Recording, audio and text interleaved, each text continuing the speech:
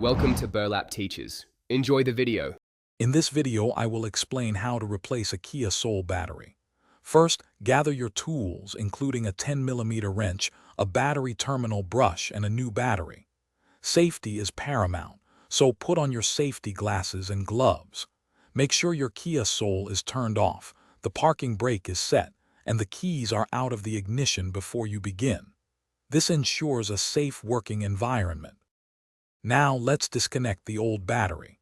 Start by locating the negative terminal, which usually has a minus sign. Use your wrench to loosen the nut, then carefully remove the negative cable.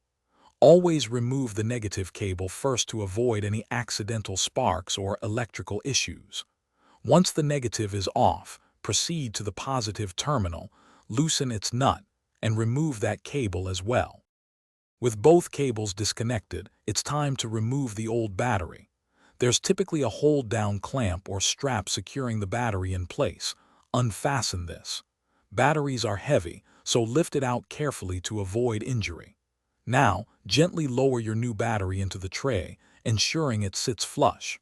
Reattach the hold-down clamp or strap to keep the new battery securely in position.